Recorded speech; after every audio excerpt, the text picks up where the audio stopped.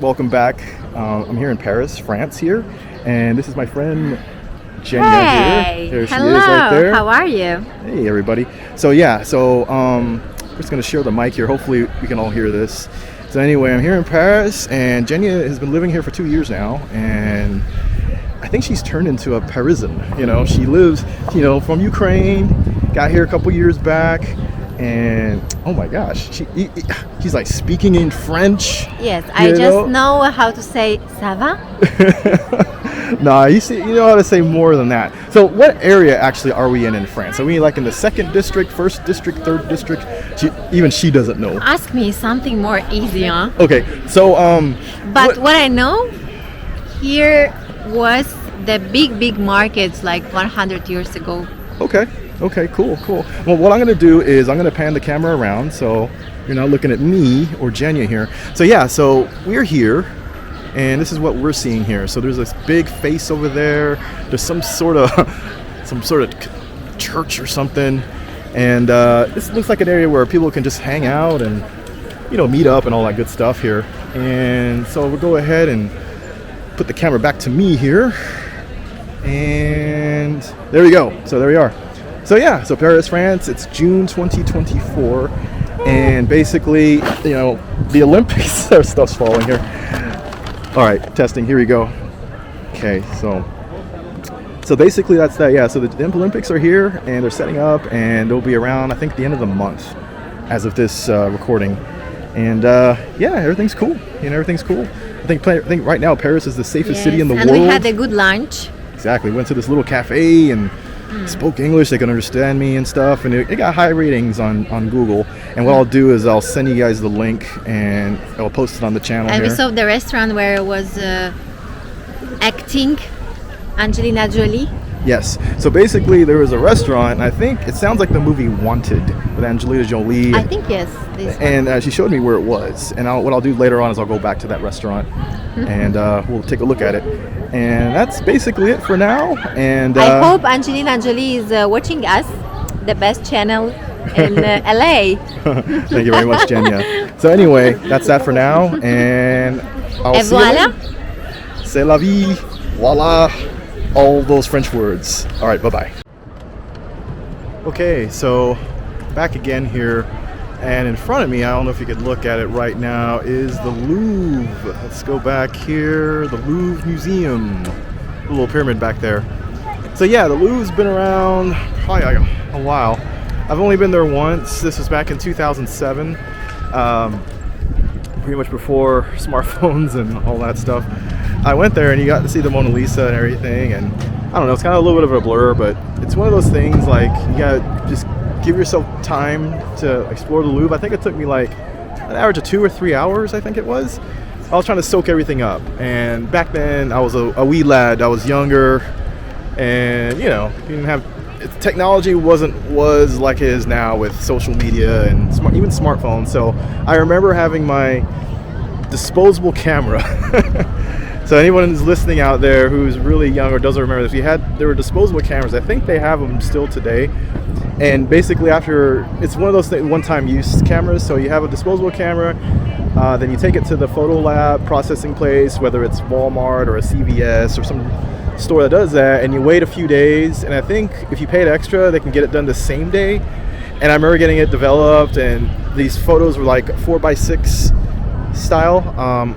Or was it 5x7? I don't remember, but they were the larger ones. They weren't the standard ones.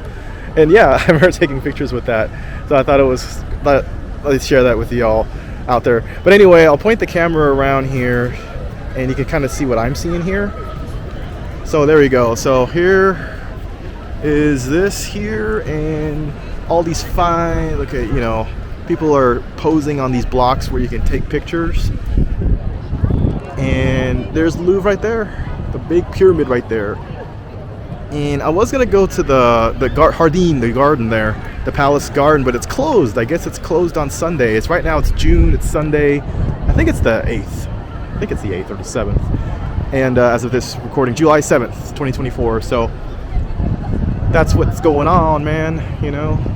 People are posing, pretending they're statues and stuff. The Louvre is closed, so it is after 6 o'clock. So I think the Louvre closes mostly like, it's like a 9 to 6 type of thing. I think a few days a week it opens until 9 o'clock. I think Wednesday is one of those days. And I think it was like, gosh, I don't know, I'm just guessing, maybe 20 euros to get in, the admission. I don't know if it's more or around that ballpark. But yeah, it's one of those places you got to see once in your life. So here we go, just pointing it around here. And I wanted to point out, I forgot to mention earlier that my friend Jenny bought me a little gift. So I'm not going to open it now. I'm going to open it till I get back to my hotel room. I thought that was really sweet of her. I also got her a gift too. So anyway, thought I'd share that with everybody. And yeah, that's it. So we're going to go ahead and point the camera. We'll keep pointing and pointing. And this is, I forgot to, so basically this is Paris. So if you want to visit, this is what you're looking forward to. This is the first district, or Dismont 1 or something. I think that's how you pronounce it. First district of many districts here in Paris.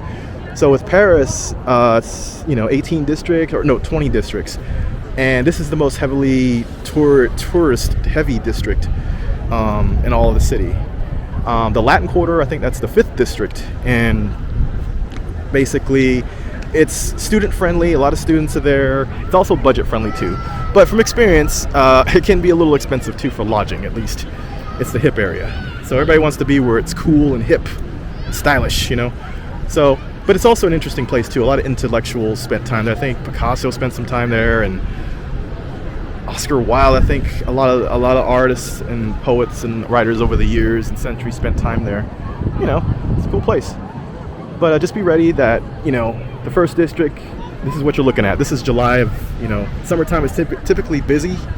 It's typically, you got to watch out for pickpockets too. They know where the tourists are. So watch yourself, watch your purse. Don't keep flash cash, all that stuff, possibly know already. If you've never been to Europe, you've never been to Paris, it's not America, it's a little different here. Typically in the center, a lot of people speak English, and some do, some don't. They're a little more English friendly than when I was here in 2007. I remember just going to a McDonald's because everywhere else was closed. And that's another thing too. A lot of countries in Europe, things pretty much that. But just remember, watch your pockets, be safe. And when you come out here, it's a wonderful place. And it is expensive out here. It is pricey. So be expected to spend some money. And for some of you out there, that's probably not a problem, For some people, it is, especially now, with a lot of layoffs and all that stuff and the economy. But if you want to come out here, you can, and Paris is one of those places that you have to experience it at least once in your life. Like just walking over here, look at it, see, police. Paris is pretty safe, but just keep your wits around you. If you are from LA or from New York City or a big metro area, this is a cakewalk, just keep your wits about you. And you'll be fine. Taking the metro, same thing. It's a little getting used to, but once you study it, I'll just point the camera towards myself here. Anyway, yeah, you can see me again. So anyway, yeah, just keep your wits around you, and you're here to have fun, learn, and see stuff. I would say, ideally, if you want to make it a good experience, spend at least 5 days. If you're in a pinch, maybe 3 days. You can get a lot done in 3 days. It just depends when you fly in. If you fly in the morning, just leave your luggage at your hotel. If you're at an Airbnb, it can be a little different. Typically, it's, you gotta check in like at 3 o'clock or something, but you don't want to be walking around. There are luggage storage places around. They charge per piece, 5 euros a piece, 7 euros a piece. There's a ton of those around, so you're welcome to use those. You can leave it at the airport, Charles de Gaulle, or wherever you fly into. More than likely, it'll be Charles de Gaulle. That's the international big airport. And then that airport's typically, it's north, it's not close, so it's about an hour. If you take an Uber south, it's, you'll spend I think to the center it was like 80 euros at the time, 70 euros. But if you split it up between friends or family, it comes out pretty cheap. There's also the RERB. I think it's the B or the C, maybe it's the C. And you can take a train down, if you feel comfortable with, hauling all your luggage. And I think it's about a 45-minute train ride, but it's cheap. I think you buy like a one-time pass. Maybe it's 6 euros, 5 euros. I don't remember. I'm just, I know I'm probably totally wrong, but I'm just kind of memorizing this from a past experience. And that's that, you know, and it's a train ride. But if you don't feel comfortable taking a train, take a cab. I wouldn't recommend taking a cab. I would take an Uber, kind of go with what you know, That's my philosophy, go with what you know. And, spend the money, but, you're not getting possibly ripped off, because that's why a lot of rideshare companies were invented. Because people start, this is just me saying it, not saying it, this is not, Uber, this is just me. That's why, from past experience, I got tired of getting the running around from taxi cab drivers, getting overcharged and ripped off for nothing, pre-Uber, pre-rideshare. So anyway, I'm not even sure if I'm supposed to even say that word. So, but I'm gonna edit that out. So we'll see this way I edit it out. So anyway, that's that. I forgot to mention that there are two sides of Paris here. So over there, actually behind me, you can see this. It's the Seine River. And let me go ahead and point the camera the other way. So basically where I'm at, we're on the right bank. There's two banks, the left bank and then there's the right bank. The right bank is where the Louvre was. That's District 1, I think. And it's south. So I take that back. Oh, I'm right. Never mind. That's the right bank. So that's basically north of the river there. They call it the right bank and they call it the left bank. So on the other side here, let's see, they see the French flag there. I'm gonna cross the bridge and that's gonna be the left bank. And that's where the Latin Quarter is located at. And we point the camera to me because people get weirded out when the camera's pointed at them, regardless. So anyway, it's pointing at me, and behind, so I'm about to cross the bridge and go to the left bank. And I'll be crossing the Seine River. Hopefully I'm pronouncing that correctly. It means Seine or something, I don't know. I don't speak French. I took a class like over 20 years ago, and got a D in the class. Can you believe that? But that was before a lot of things. So anyway, crossing the street here. Camera pointed towards me here. Towards me. Oh, turn red, so I better hurry. Hurry. Hurry. Okay, I survived. Oof, just got ran over. Okay, so go ahead and point the camera the other way. There we go. Ooh. So you can see what I see here. So there we go. So pointing, right bank, Louvre, crossing bridge, Seine River, and left bank. Yes, admire the beauty here, ladies and gentlemen. Right. So also too, for your lady, for all the guys listening out there, Paris is a very city of love, man. It's a place where take your lady, man. Well, yeah, see, a little dinner. So there's a bunch of cruises all around. I know they have lunch cruises and dinner cruises. And wouldn't this be cool if, it'd be cool if, at night, all lit up. It'd be so cool, Now, whether you can see they're setting up for the Olympics. Got the chairs and stuff. They got a ton of guards and police are everywhere. So can't even think about even trespassing. They'll get you. So yeah, this is the mighty Seine River. So yeah, so here we are crossing the bridge here. Crossing the bridge. There you go. So I'll point it towards me. There we go. You can see me here. Now some cities, they're not too camera friendly. Germany being one of them, I was told last year. So, but anyway, I guess there's ways around that, But typically the bigger cities, don't really care. I mean, everybody's got a camera these days, whether it's on their phone. I mean, what did people do pre-smartphone? They had regular cameras, regular shooting cameras, camcorders, video cameras, But anyway, I guess it's just the stigma of the media, and I don't know. That's just how it is nowadays. If you're listening to this in the far, far future, like 10 years from now or 20 years from now, it might be different. I don't know. Only time will tell. Okay, so crossing the bridge here. Here we are.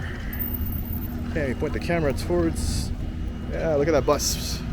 Oh yeah, I forgot to mention that Paris has a wonderful transportation system. Very efficient, very efficient. So if you're coming from a place like Los Angeles or anywhere in the States besides New York City, it's not like that. The transportation here is very efficient.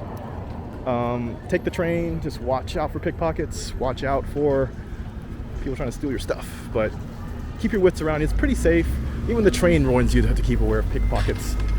So that's what that's all about. And oh, you'll also find out too that Europe, especially Western Europe, like I want to say maybe, you know, like Denmark, Sweden, the Netherlands, they're very bike friendly. So there's always a row for, you know, bicyclists and for pedestrians, foot traffic. So you got to keep that aware. In some countries, I know, like in the Netherlands, where if you get hit by a bike, it's going to be your fault for some reason, not their fault. And I think you have to compensate them, you know, for their time and for their time off work or whatever. Some kind of crazy law. And so just watch out. You have to watch out for, point out here. So you have to watch out for bicyclists. I mean, I get it. It's great for the environment. People out there are going to get mad at me because, you know, people get mad at everything nowadays. But, yeah, just watch out. Don't get hit by a bike. And know, like, you know, they'll have it. If you're not sure, you know, they usually have it marked, like right there. Bicycle. And they usually have, oh, I think I'm in the way here. Go ahead and go somewhere else. So, yeah, so you have that. And also too, this is very, you know, this is a tradition in France too. People sell stuff, like right there, cash. And I think it's been going on since the 17th century or 18th century, I don't know. Just kind of blabbering here. But, yep, here we go.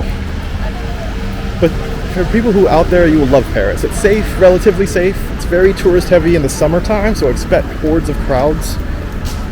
And especially when it's hot. I've been here a few times where it's just so many people. Right now it's a Sunday evening. It's like, let me check the clock here. It is 6:50 or 18:50 military time. Oh yeah, and this time around the sun sets like at 10 o'clock p.m. So that's a little weird to kind of get used to there.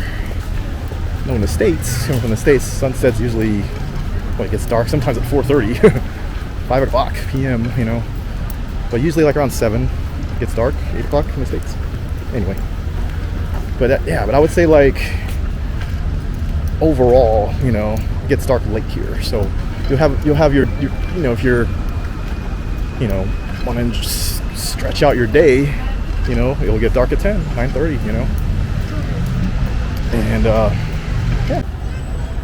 Okay, I'm back again. I couldn't resist. I had to talk again. So anyway, remember those little stands that I was telling you about earlier where people sell stuff, and it's like long time tradition? Let me point it out to you.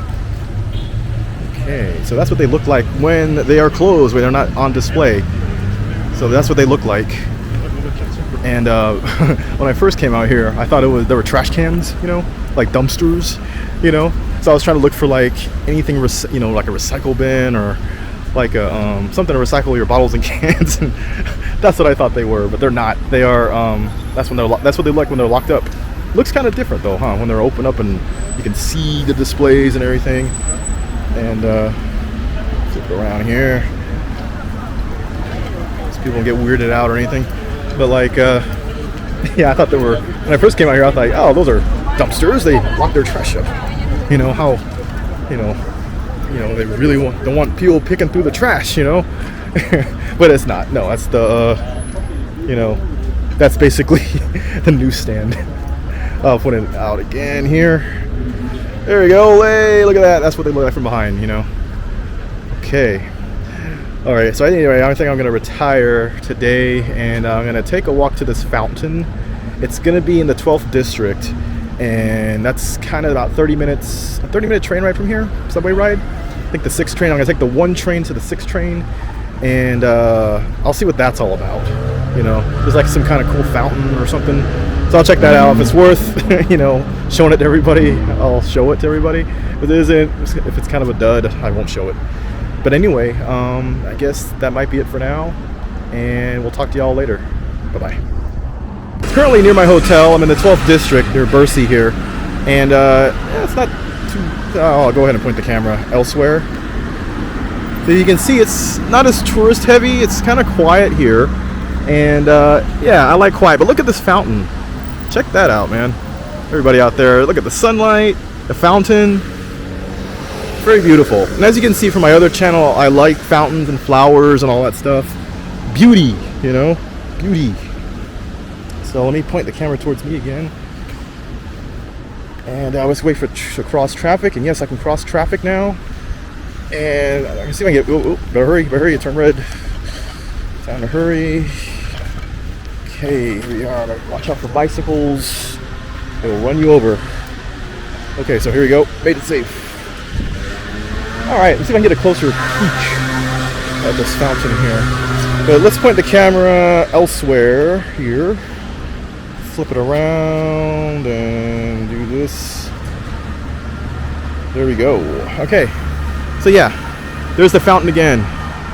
Cool fountain. And then you hear that familiar European siren sound. You'll hear that on your trips to Europe.